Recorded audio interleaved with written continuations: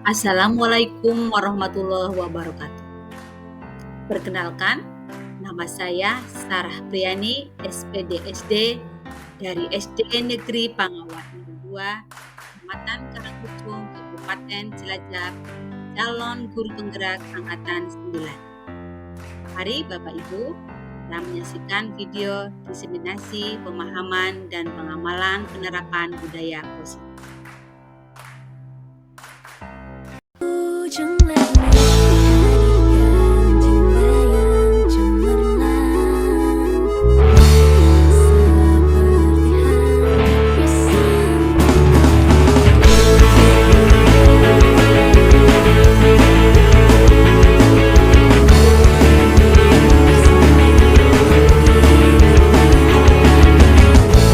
Tercatat janjiku ini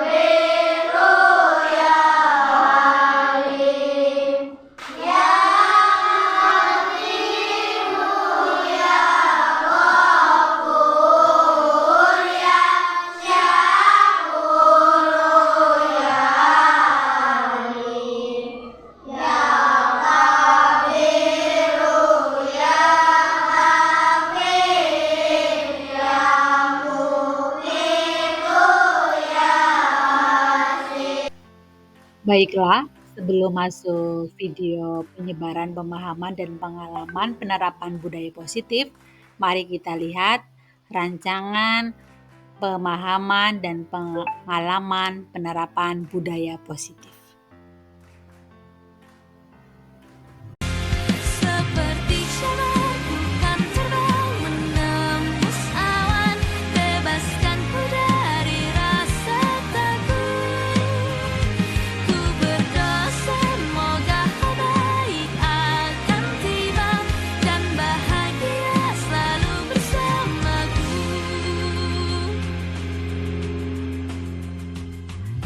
Berubah sedih menjadi senyuman untuk harimu yang lebih cerah. Biarkan waktu mengajarkanmu mewujudkan semua mimpimu.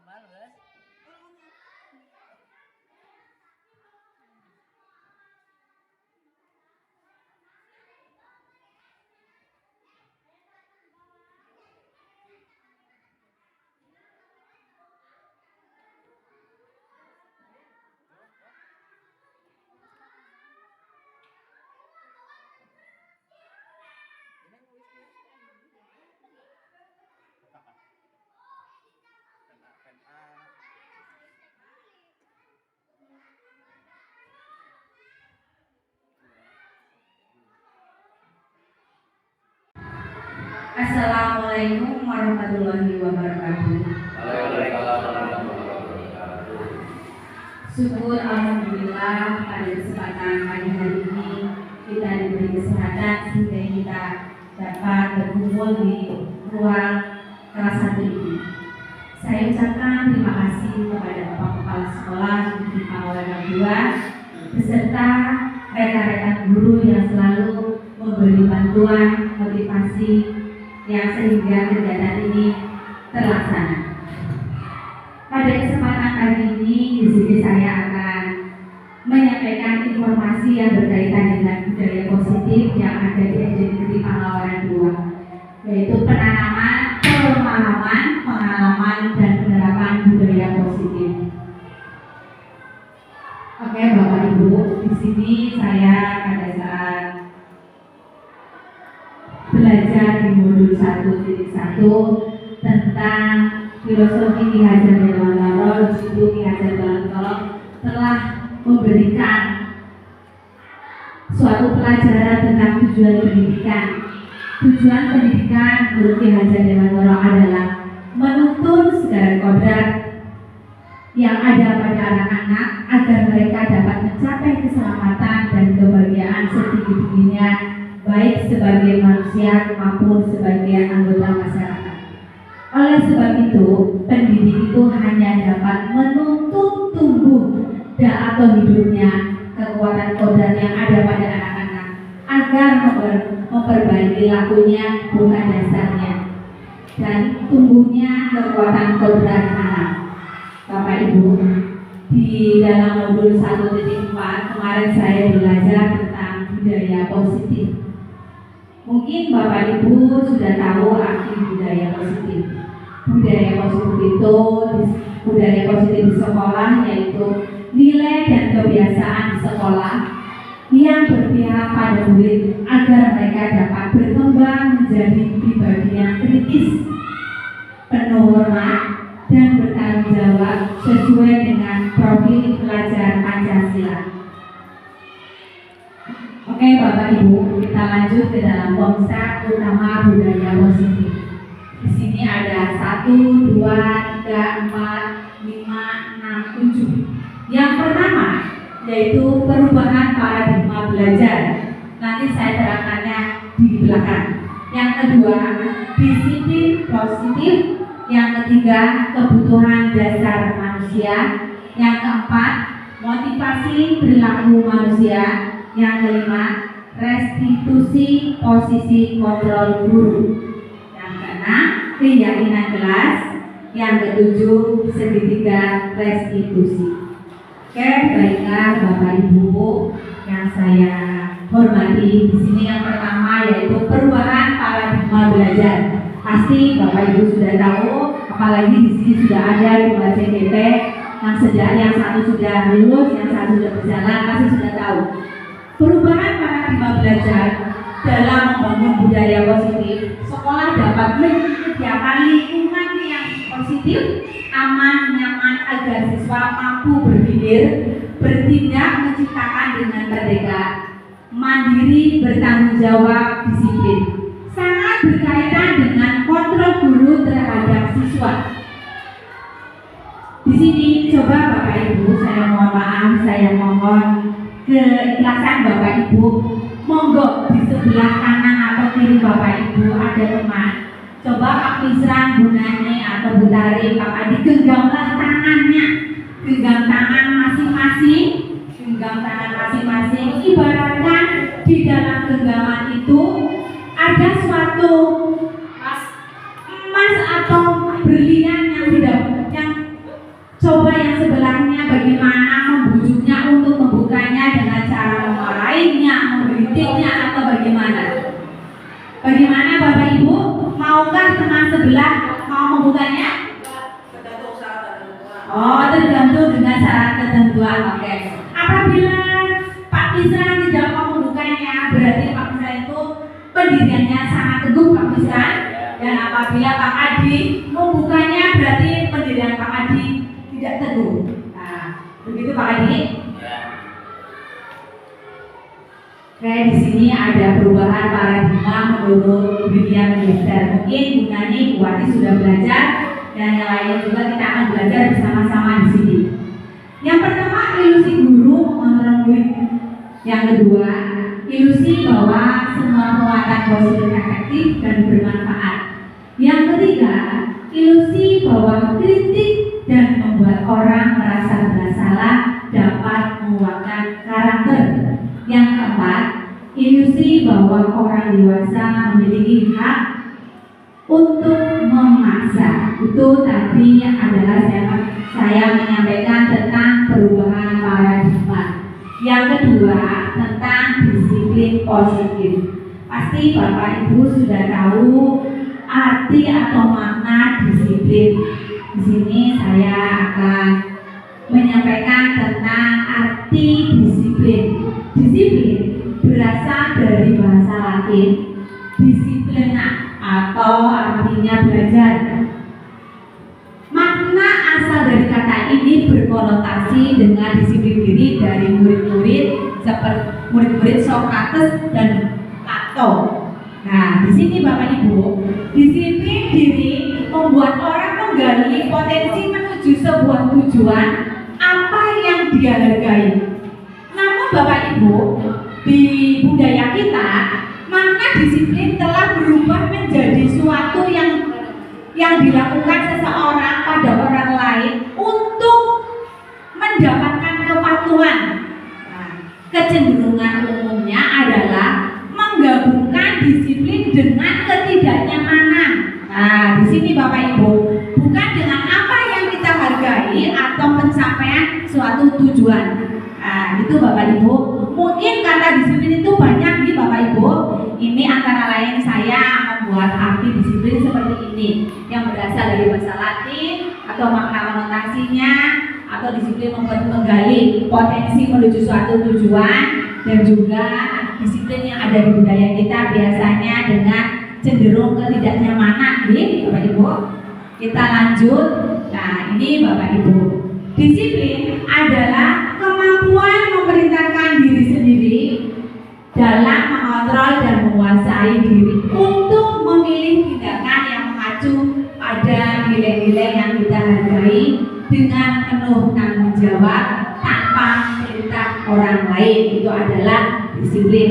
Di dalam disiplin itu ada nilai-nilai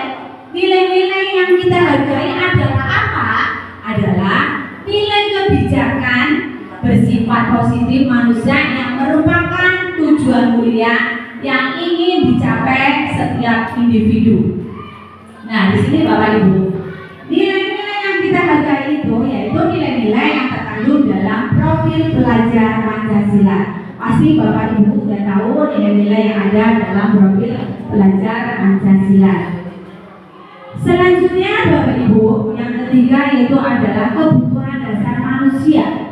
Kebutuhan dasar manusia itu yang pertama itu adalah cinta kasih, yang kedua penguasa, yang keempat kesenangan, yang kelima kebebasan, yang keempat kebebasan, yang kelima adalah survival. Nah, coba Bapak Ibu kita baca bersama-sama. Ini ada kasus di SDN Mangawar 02. Ini ada Ibu Rima, adalah seorang guru SDN Mangawar 02, sedang bingung menghadapi ulah salah satu murid di kelas bernama Agus. Nah, beberapa anak telah datang dan mengeluhkan bahwa Agus sering sekali meminta bekal makan siang dengan paksa. Nah, jika Bapak Ibu menghadapi situasi seperti itu, apa yang Bapak Ibu lakukan? Menurut Anda, kira-kira apa alasan Agus melakukan hal itu? Coba monggo Bapak Ibu. Sebelum saya lanjut ke dalam jawaban ini, coba Bapak Ibu, apa yang Bapak Ibu lakukan dulu? Mencari alasan atau mencari apa atau bagaimana? Menanyakan, ya, menanyakan. Bapak Ibu, kita lanjut. Nah, dalam kasus tadi Bapak Ibu, dalam konteks penerapan disiplin, Ibu Rima sebaiknya mencari tahu dulu alasan, mencari tahu alasan Mas Agus itu melakukan tindakan itu. Nah, di situ kita akan mengetahui kebutuhan dasarnya, kebutuhan dasar yang sedang, kebutuhan amanah yang sedang berusaha dipenuhi oleh Agus. Yang pertama, nah yang pertama ini Bapak Ibu, pasti Bapak Ibu tahu, survival atau bertahan hidup. Di sini Agus itu kita mencari alasannya kenapa? Nah, Agus lapar dan orang tuanya tidak membawa bekal makan siang. Yang kedua, Agus jadi perhatian, teman Agus menjadi perhatian Agus, itu menjadi love atau kasih sayang. Yang ketiga, dia merasa hebat karena temannya jadi takut Bapak Ibu, itu seperti power, ya, seperti penguasa di dalam kelas. Yang keempat, yaitu Agus merasa bosan dengan bekal yang dibawakan orang tua itu saja.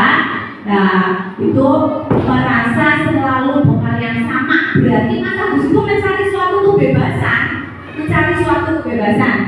Yang terakhir, Agus hanya iseng, dia menikmati wajah temannya, ekspresinya ada yang marah, ada yang nangis, atau ada yang bagaimana. Berarti di sini adalah kebutuhan manusia itu itu ada 5: bertahan hidup, cinta kasih sayang, penguasa, kebebasan, dan fine. Atau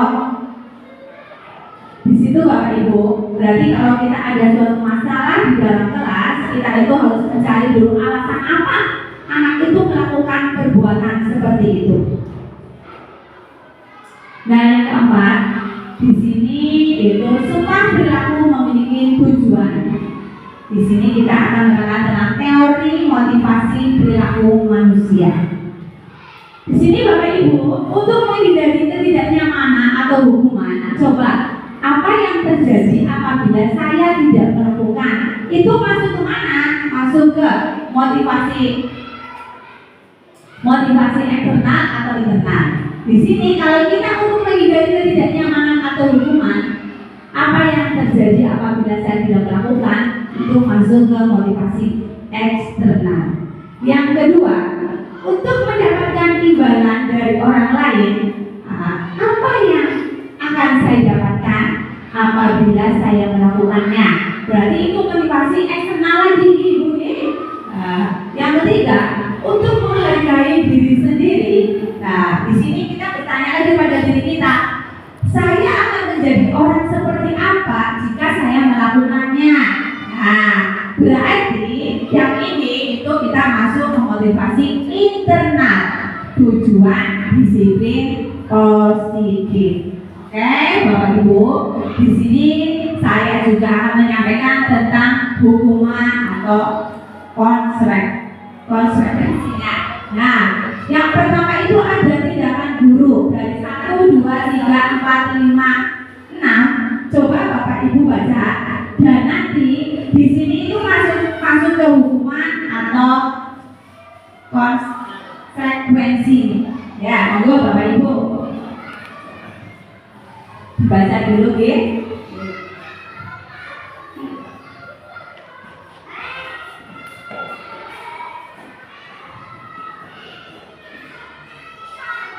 Pak Adi, monggo. Yang pertama, Pak Adi menjawabnya apa Pak Adi? Mencatat 100 kali di dalam buku kalimat saya tidak akan terlambat lagi karena terlambat ke sekolah. Masuk ke hukuman atau konsekuensi? Iya. Hukuman? Oke. Ya. Yang kedua, coba lari mengelilingi lapangan basket 2 kali karena terlambat hadir di sekolah. Monggo Bapak Ibu. Hukuman. Oke. Yang ketiga, menggantikan kertas tugas teman yang telah dicoret-coret. Luar biasa Bapak Ibu di sini. Membersihkan tumpahan air di meja tulis karena tersenggol pada saat belajar. Ya, yang kelima, lari mengelilingi lapangan basket 2 kali karena terlambat 10 menit untuk pelajaran PJOK. Ya, oke. Yang keenam, murid diminta bertelanjang kaki sepanjang hari karena tidak menggunakan sepatu hitam sesuai peraturan sekolah. Yuk masuk mana Ibu Bapak? Yang terakhir. Coba kita cek ya Bapak Ibu. Oh iya, luar biasa. Dari yang pertama hukuman, kedua hukuman, ketiga, 4, 5, ya, 6 juga hukuman. Luar biasa sekali, berarti Bapak Ibu sudah tahu. Kita lanjut Bapak Ibu. Di sini kita ada konsep disiplin dengan identitas gagal. Pertama sebelum kita melanjutkan, monggo Bapak Ibu yang ada di depan ada suatu makanan monggo didahani ini. Lanjut, konsep disiplin dengan identitas gagal. Di sini ada hukuman dan penghargaan. Yang pertama Bapak Ibu, sesuatu yang menyakitkan harus terjadi. Nah, yang kedua, tidak nyaman untuk murid atau anak untuk jangka waktu. Korban mendapatkan keadilan, murid atau anak akan tersakiti, perilaku pasif agresif meningkat, memaksa, mendorong menyalahkan diri, murid atau anak belajar menyembunyikan kesalahan. Yang terakhir, membuat murid atau anak menjadi rendah, menyakitkan guru menjalani dengan menyalahkan, kritik, mendidik dan rendahkan. Itu adalah hukuman Bapak Ibu, membuat anak itu cenderung dia itu minder, dan rendah, merasa rendah. Nah, kalau penghargaan itu kita tidak efektif, merusak hubungan, mengurangi ketepatan, mematikan kreatif dan menurunkan kualitas, menghukum, mengambil kegembiraan yang dirasakan secara tidak tepat. Nah, itu adalah konsep disiplin dengan identitas gagal. Ini Bapak Ibu. Yang selanjutnya ini adalah konsep disiplin identitas sukses. Nah, berarti kita menggunakan ini Bapak Ibu. Nah, sesuai sesuatu yang harus terjadi. Nah, tidak nyaman untuk murid atau anak untuk jangka waktu pendek. Murid atau anak dibuat tidak nyaman, penguatan hanya bertahan dalam jangka waktu pendek, memerlukan monitoring dan supervisi terus-menerus dari guru, stimulus respon, murid atau anak menghormati peraturan, kehilangan hak waktu memenuhi kesalahan, membantu guru menyatakan peraturan, melakukan perintah dengan menerapkan konsekuensi. Nah, sekarang direstitusi. merupakan pilihan menguatkan untuk murid atau anak dalam jangka waktu panjang. Korban mendapatkan ganti, murid anak mendapatkan penguatan, masalah terpecahkan, murid belajar bertanggung jawab untuk perilakunya dan kontrolnya, yaitu murid tidak kehilangan waktu namun berkesempatan untuk memperbaiki diri, menguatkan, guru menyebutkan keyakinan kelas, membimbing kerangka acuan berpikir kepada anak. Nah, sekarang yang kelima itu Bapak Ibu pasti sudah tahu posisi kontrol guru.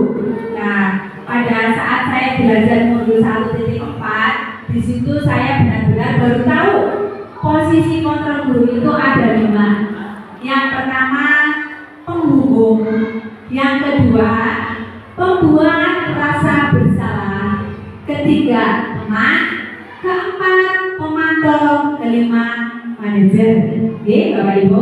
Nah itu Bapak Ibu pasti sudah tahu kalau saya baru belajar kemarin di 1.4 tentang posisi kontrol guru. Nah, posisi kontrol ini, nah menurut itu Bapak Ibu tulisan bahasa Diana dosen dalam bukunya itu mengungkapkan bahwa guru perlu meninjau kembali penerapan disiplin di dalam ruang-ruang kelas selama ini. Nah, apakah telah efektif? Coba Ibu, kita renungi bersama-sama. Apakah telah efektif? Apakah kita berpusat memerdekakan atau memandirikan murid? Nah, bagaimana dan mengapa? Nah, mulai serangkaian riset dan bersandar pada telekontrol William Gasser, dosen berkesimpulan ada 5 posisi kontrol yang diterapkan seorang guru. Oleh seorang guru, orang tua ataupun atasan dalam menentukan posisi kontrol. Nah, di sini Bapak Ibu, di sini ada 5 posisi kontrol yang tadi saya sebutkan. Ada penghukum, membuat orang merasa bersalah, teman, monitor atau pemantau, dan manajer. Coba Bapak Ibu, mari kita tinjau lebih dalam posisi kontrol ini. Ini Bapak Ibu coba kita renungi bersama-sama. Kita di sini sebagai seorang guru pasti kita harus tahu apa arti posisi kontrol itu pada masing-masing step by step kita yang saya akan sampaikan. Yang pertama adalah penghukum Bapak Ibu. Posisi ini adalah guru itu berbicaranya nadanya tinggi. Nah, menghardi, berkaca pinggang, membentak. Hukuman biasanya berupa fisik maupun verbal. Oke, Bapak Ibu, itu adalah menghukum. Tapi ada dampaknya Bapak Ibu. Dampaknya itu apa? Murid itu nanti menjadi pendendam dan cenderung berontak, tidak menyukai guru atau pelajarannya. Nah itu Bapak Ibu. Berarti kita harus tahu Bapak Ibu, kita itu berada di posisi kontrol apa pada saat kita mengajar atau pada saat kita mengontrol siswa itu. Nah, jadi kita yang pertama itu menghukum. Apakah Bapak Ibu sudah paham tadi pada posisi penghukum itu?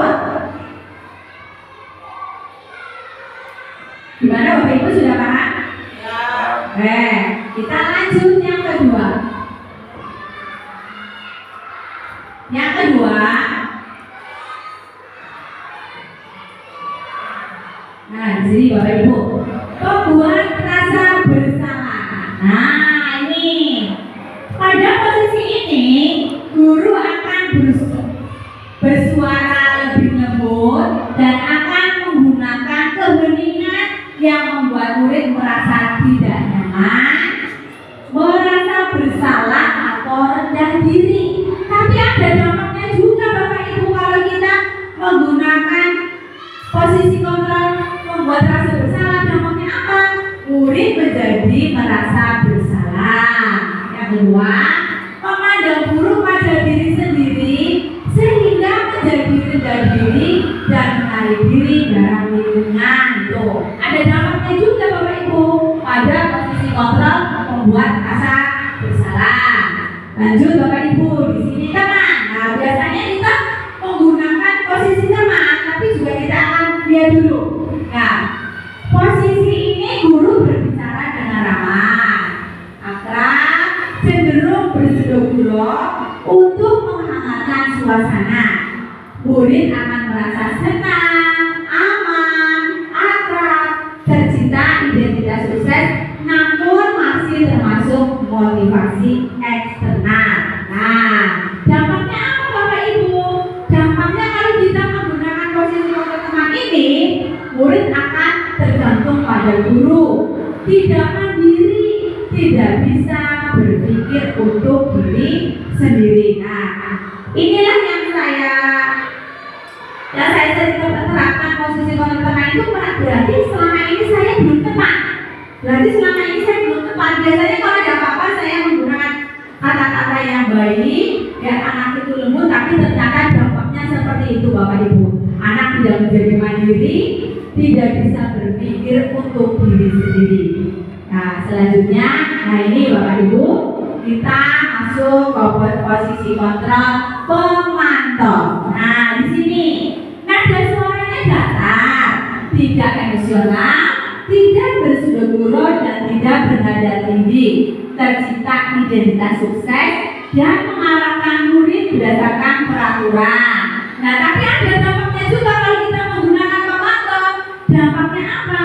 Dampaknya murid akan menghitung konsekuensi dan hadiah tanpa memahami sepenuhnya nilai kebijakan yang dituju serta tidak sepenuhnya mandiri. Nah, yang terakhir kita itu posisi kontrol manajer. Di sini posisi kontrol manajer itu yang luar biasa Bapak Ibu. Setelah saya belajar modul 1.4, disinilah posisi kontrol yang kita harus terapkan.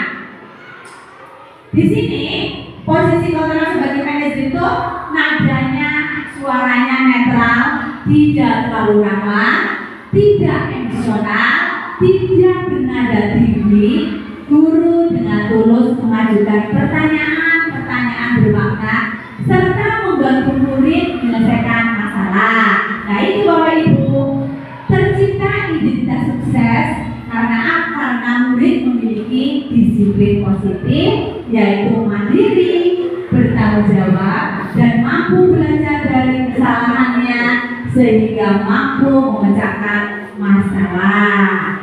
Nah, dampaknya apa Bapak Ibu?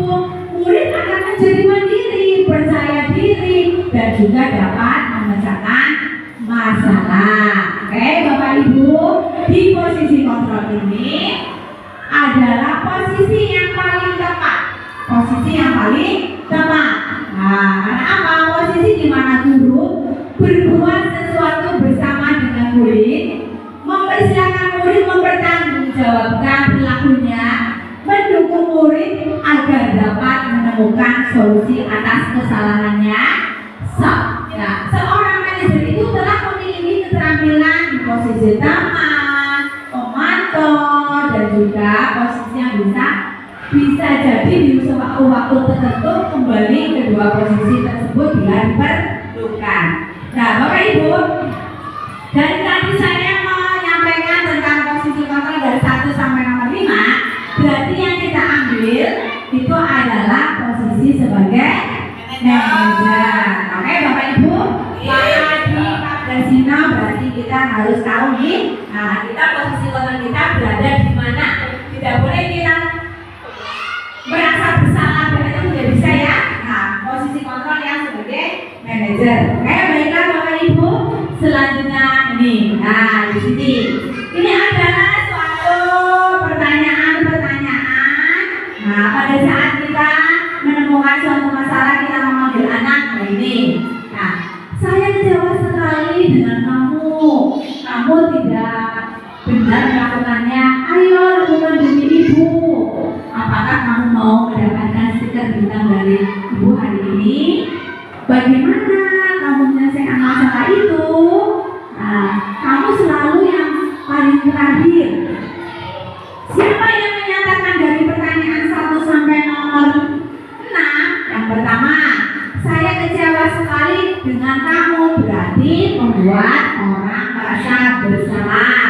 Yang kedua, kamu tidak pernah benar melakukannya, berarti itu apa? Menghukum. Nah, yang ketiga, ayolah lakukan dengan ibu atau bapak guru, berarti sebagai teman. Yang keempat, apakah kamu mau mendapatkan stiker bintang hari ini? Berarti pemantau. Yang kelima, bagaimana kamu menyelesaikan masalah ini?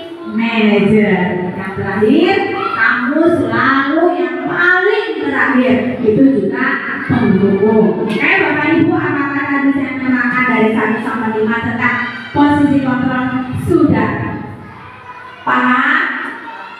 Oke, kita lanjut nih Bapak Ibu, kita di sini belajar bersama-sama. Nah, yang keenam itu keyakinan kelas Bapak Ibu. Nah, kemarin baru saja saya melakukan belajar tentang keyakinan kelas. Nah, di modul 1.4 juga.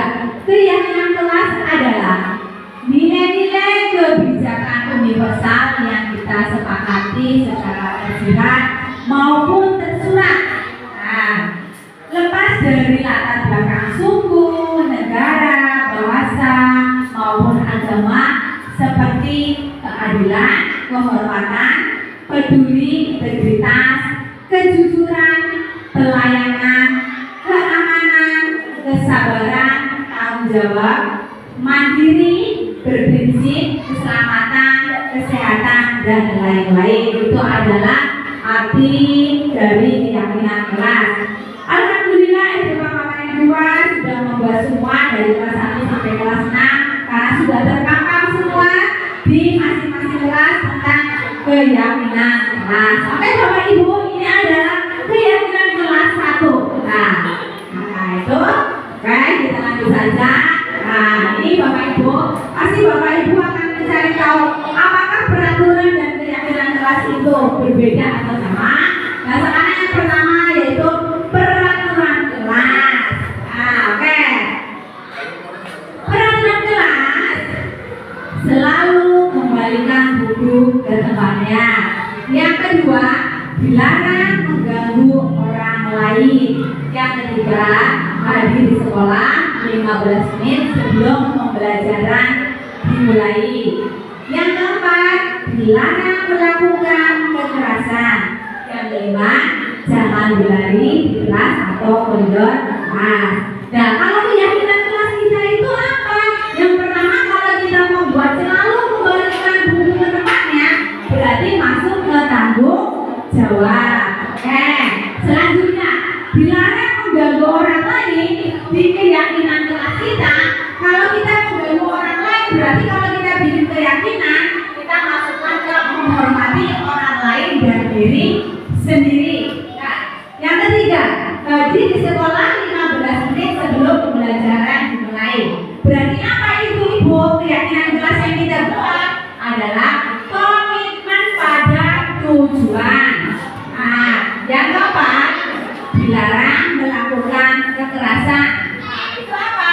Keselamatan. Maksudnya adalah keselamatan. Yang kelima, jangan berlari di kelas. Nah, itu masuk juga keselamatan atau keamanan. Oke, Bapak Ibu yang saya hormati, tadi saya sudah menyampaikan tentang keyakinan kelas. Nah, bagaimana cara kita membuat keyakinan kelas?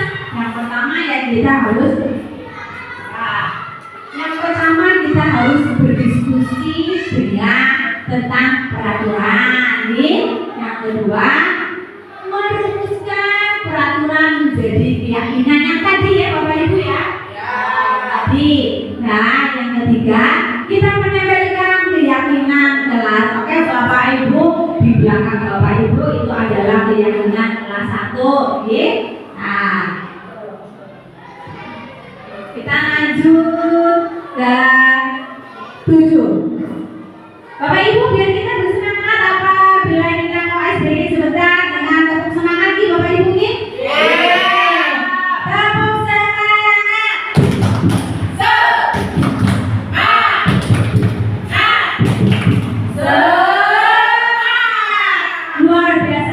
Ibu terima kasihnya, motivasinya kepada saya sehingga saya bisa berdiri di sini. Kita lanjut Bapak Ibu, kita masuk ke segitiga restitusi. Nah, Bapak Ibu yang saya hormati, kita ke segitiga restitusi itu adalah suatu pengontrolan diri kita dalam menyelesaikan suatu masalah anak didik kita.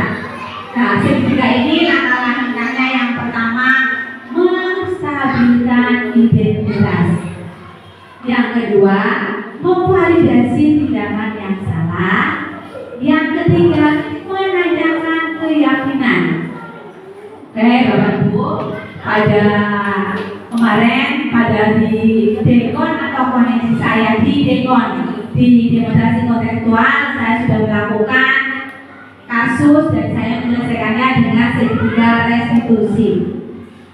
Proses menciptakan kondisi bagi murid untuk memperbaiki kesalahan mereka sehingga mereka bisa kembali kepada kelompok mereka dengan karakter yang lebih kuat, Bapak Ibu. Yang pertama, membantu murid menjadi lebih memiliki tujuan disiplin positif serta memulihkan dirinya dari setelah berbuat salah. Yang kedua, membantu murid untuk jujur pada diri sendiri, mengevaluasi dampaknya dari kesalahan yang dilakukan. Yang ketiga, memberikan penawaran bukan paksaan. Saya mengingat kemarin pada saat saya membuat tugas dari CGP, saya itu anak yang bernama Farisa mencoret-coret buku temannya. Di situ saya memanggilnya, saya menggunakan menangani kasus itu, saya menggunakan segitiga restitusi. Nah di sini Bapak Ibu, pada saat awalnya saya menanyakan anaknya dulu bagaimana kabarnya. Nah setelah itu saya terakhir baru menanyakan kamu bagaimana pada saat kamu melaksanakan itu, adakah rasa bersalahnya? Nah di situ, di sini akan kita satu persatu saya terangkan Ibu Bapak Ibu. Nah yang pertama, menstabilkan identitas. Berbuat salah itu tidak apa-apa. Nah, bisa kita mengatakan seperti itu, anak-anak kamu berdosa tidak apa-apa karena juga buruk, juga manusia pasti punya salah. Saya juga pernah merasakan salah. Mari kita menyelesaikan bersama-sama. Bapak Ibu tidak tertarik mencari siapa yang benar, siapa yang salah. Nah, yang terakhir, kamu berhak merasakan begitu. Yang kedua yaitu validasi tindakan yang salah. Itu ada beberapa pertanyaan, tapi di sini saya menulis dua saja, Bapak Ibu. Karena kamu pasti punya alasan melakukannya. Nah, pas kemarin saya bertanya sama Farisa, kenapa kamu melakukannya mencoret-coret? Katanya karena tertinggal lukis dengan temannya. Nah, yang kedua, kamu patut bangga pada dirimu sendiri karena kamu telah melindungi sesuatu yang penting buat kamu. Nah, sekarang di pernyataan keyakinan. Nah, di sini ada nilai-nilai apa yang telah kita sepakati. Nah, setelah saya menanyakan dari 1 sampai berapa pertanyaan, 5 pertanyaan, di sini yang terakhir kita pertanyaan keyakinan. Nah, kan dulu kita sedang membuat keyakinan kelas bersama-sama. Kalau kamu berbuat seperti itu, berarti kamu bagaimana anak? Kamu melanggar apa? Ya Bu, saya berarti saya tidak mengungkapkan rasa kasih sayang saya pada teman. Nah, seperti itu. Nah, coba bayangkan kalau kita kelas kita baik. Nah, saya bertanya ke anak-anak, kalau kita kelas kita kondisif, kita nyaman, kita damai, kita saling menyayangi, bagaimana perasaan kita? Perasaan kita aman Bu, damai Bu. Nah, senang Bu. Nah, kamu mau jadi orang seperti apa kalau kamu seperti itu terus? Anak itu diam. Setelahnya, kamu nanti menjadi anak yang baik. Makanya kamu tidak boleh percaya sama teman. Oh iya Bu, terima kasih. Nah, itu Ibu Bapak. Di sini bukan saya menggurui, tapi kemarin saja saya baru melaksanakan menyelesaikan kasus. Nah, Bapak Ibu, dari awal nomor 1 sampai nomor 7 tadi saya menyampaikan masalah menyampaikan tentang budaya positif. Yang terakhir di sini saya akan menyampaikan tentang filosofi. Filosofi di sini berkaitan erat dengan kehidupan semut dan juga berkaitan erat dengan kekeluargaan kita di SD Negeri Pangawaran 2. Apabila SD Negeri Pangawaran 2 saling berkolaborasi, saling membantu sama lain, saling bekerja sama, saling melengkapi, pasti tujuan SD Negeri Pangawaran 2 akan tercapai dengan baik untuk menciptakan murid-murid kita menjadi apa yang kita impikan. Semut adalah makhluk hidup yang ketika sendirian seolah-olah tidak mempunyai kekuatan apa-apa. Tetapi ketika sudah bergabung di antara ratusan ribuan semut, itu bisa mengangkat beban yang lebih jauh lebih besar dari tubuhnya. Begitu pula kita, Bapak Ibu, kalau kita manusia mampu berhimpun, akan lahirlah sebuah kekuatan yang maha dahsyat. Yang tadi awal saya menyampaikan, kalau kita di sini saling bekerja sama, insya Allah tujuan SD Negeri Pangawaran 2 visinya akan tercapai. Itu Bapak Ibu tadi pemaparan saya tentang budaya positif. Mudah-mudahan apa yang saya sampaikan akan menjadi baik, akan menjadi motivasi kita memajukan SD Negeri Pangawaran 02. Kiranya cukup sekian dari saya. Apabila ada suatu kata yang kurang berkenan, saya mohon maaf. Apabila lebih, saya mohon tepuk tangan bersama-sama. Wassalamualaikum warahmatullahi wabarakatuh. Seperti syarah bukan terbang menembus awan, bebaskanku dari rasa takut. Ku berdoa semoga hal baik akan tiba dan bahagia selalu bersamaku.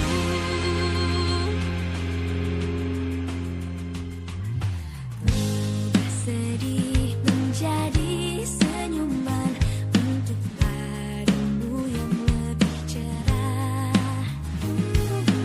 Biarkan waktu mengajarkanmu mewujudkan semua mimpimu. Assalamualaikum warahmatullahi wabarakatuh. Perkenalkan, nama saya Ahmad Sugiono SPD selaku Kepala Sekolah SD Negeri Pangawaran 02, Kecamatan Karangpucung, Kabupaten Cilacap. Saya merasa bangga dan memberikan apresiasi setinggi-tingginya secara penuh kepada Ibu Sarah Priani yang sedang melaksanakan mengikuti program calon guru penggerak angkatan 9. Setelah saya menyimak diseminasi yang telah dilaksanakan oleh Ibu Sarah kepada guru-guru kami, saya sangat berharap kedepannya guru-guru SD Negeri Pangawaran 02 dapat menerapkan posisi kontrol guru dan restitusi sebagai manajer dan dapat menerapkan budaya positif di sekolah. Sekian, terima kasih. Wassalamualaikum warahmatullahi wabarakatuh. Assalamualaikum warahmatullahi wabarakatuh. Perkenalkan, saya Nani Fitriyanti Sugeti selaku rekan sejawat dari Ibu Sarah Priani, SPDSD. Saya senang setelah mengikuti kegiatan diseminasi budaya positif yang telah dilaksanakan Bu Sarah di SD kami, yaitu SD Pangawaran 02. Semoga kedepannya saya dapat melaksanakan dan menerapkan apa itu restitusi, peran kontrol guru sebagai manajerial, dan menerapkan budaya positif di lingkungan sekolah kami. Cukup sekian, billahi taufiq wal hidayah. Wassalamualaikum warahmatullahi wabarakatuh. Assalamualaikum warahmatullahi wabarakatuh. Perkenalkan, nama saya Jamalulail Ahmad Basir, rekan kerja dari Bu Sarah. Terima kasih atas pemaparan tentang budaya positif. Semoga SD kita semakin maju dan berkembang sesuai visi sekolah kita. Atas pemaparan dari Bu Sarah tentang budaya positif, saya terinspirasi. Semoga saya bisa meningkatkan tentang budaya positif di sekolah kita. Terima kasih. Assalamualaikum warahmatullahi wabarakatuh.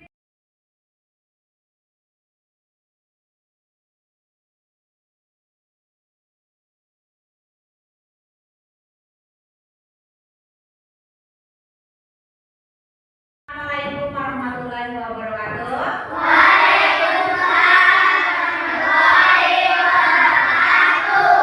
Selamat pagi anak.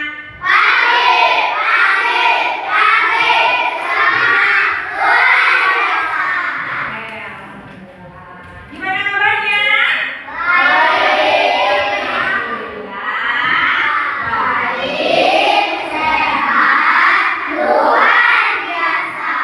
Sebelum Ibu Guru mulai pembelajaran, mari kita tepuk semangat dulu ya. Tepuk semangat.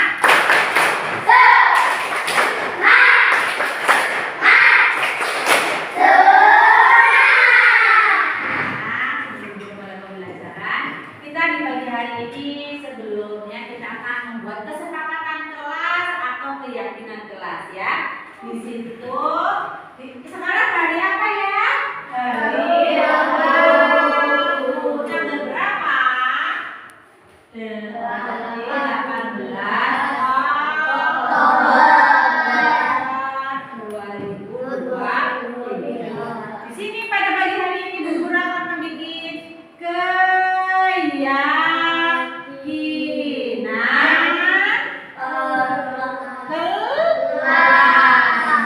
keyakinan kelas itu seperti peraturan kelas. Di dalam kelas kalian itu ngapain, harus bagaimana ya. Misalnya bagaimana ya di dalam kelas? Ayo. Tulis. Iya, terus apa ya? Tidak boleh berisik, pintar sekali. Apalagi? Ayo. Ayo, tidak boleh membuang sampah sembarangan. Iya, tapi nanti kamu dibikin suatu kalimat yang positif. Sudah bisa kan ya teman-teman ya? Sudah ya? Nah, sekarang Bu Guru akan bagi kertasnya ya. Ya. Ya, akan Bu Guru bagi kertasnya.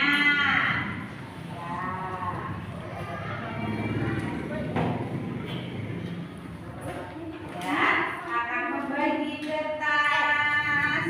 Iya. Oke. Ya. Ya, Bu Guru akan membagi kertas.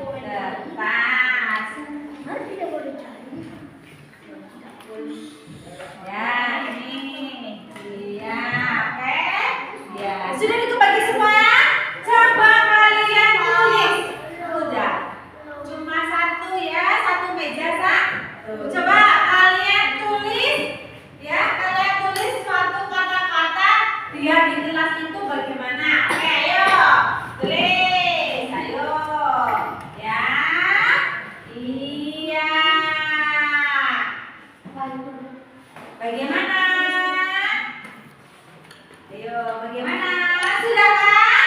Sudah. Pintar sekali. Oke, silakan maju ya. Dari sini, taruh di sini. Dari bawah, maju Pak. Maju. Dari sini maju. Kembali ya, ini kan sudah. Ya, dia teruskan sini. Sampai sini. Ya kita. Ayo. Ayo, nanti maju. Ayo kan dua-duanya maju. Satu aja ya. Iya. Ini aja sini bawahnya. Iya. Ayo sini. Agak. Agak. Ayo. Ayo. Iya sini. Iya. Ayo. Ayo. Kaisa, Adit, Yuna. Oke. Sini. Iya, sini. Ya, bukan gimana bukan. Ya, oke. Nah, sekarang kita akan menyimpulkan merupakan suatu keyakinan. Di sini adalah tidak boleh ngobrol saat pelajaran, tidak boleh ngobrol saat pelajaran. Terus lagi, tidak boleh lari-larian, tidak boleh jahit, iya. Tidak boleh nakal, iya. Tidak boleh berisik, tidak boleh lari-larian, tidak boleh buang sampah sembarangan, iya. Berarti kata-kata ini tidak boleh berisik dan ini itu berarti masuk ke tertib, iya. Tertib di kelas, tertib di kelas. Terus kalau ini pakai baju rapi, iya, berarti berpakaian sesuai aturan. Berpakaian sesuai aturan. Oke, sekarang jangan buang sampah sembarangan, iya. Membawa bekal, iya, tidak boleh. Jangan telat, berarti ini masuk ke sini tertib. Iya, berarti jangan buang sembarangan. Berarti apa? Jangan buang sampai sembarangan. Jagalah kesehatan. Iya, kebersihan. Jagalah kebersihan. Oke, baiklah anak-anak. Ini kesepakatan pada pagi ini kita yang pertama, jagalah kebersihan. Berarti kalau ada sampah di kelas harus cepat diambilin, dibuang di tempat sampah. Kita harus tertib. Pada saat Bu Guru menerangkan tidak boleh berisik, tidak boleh lari-larian, tidak boleh nakal, tidak boleh jahit, dan itu masuk ke tertib. Ini adalah keyakinan kelas kita harus tertib. Yang ketiga, pakai baju rapi, ya, berpakaian sesuai aturan. Ini adalah kesepakatan kelas kita. Kesepakatan kelas kita, keyakinan kelas kita itu harus kita taati. Ya, baiklah anak-anak. Ini adalah keyakinan kelas kita. Kedepannya kita harus menaati semua ketaatan, ya, harus kita taati, ya. Oke, sudah, ya, sudah selesai. Kita akan lanjut ke pembelajaran selanjutnya. Assalamualaikum warahmatullahi wabarakatuh.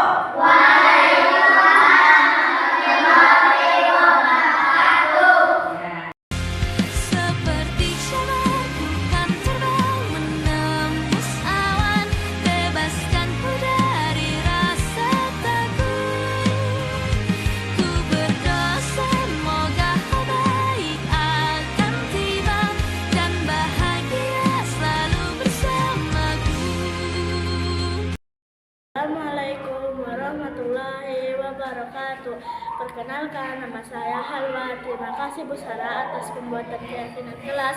Semoga kelas kita menjadi aman, rapi, dan teratur. Wassalamualaikum warahmatullahi wabarakatuh. Assalamualaikum warahmatullahi wabarakatuh. Perkenalkan, nama saya Alianda. Terima kasih Bu Sarah atas pembuatan keyakinan kelas. Semoga kelas kita nyaman, rapi, dan teratur. Wassalamualaikum warahmatullahi wabarakatuh. Seperti syarah bukan terbang menembus awan, bebaskan ku dari rasa takut. Ku berdoa semoga hal baik akan tiba dan bahagia selalu bersamaku.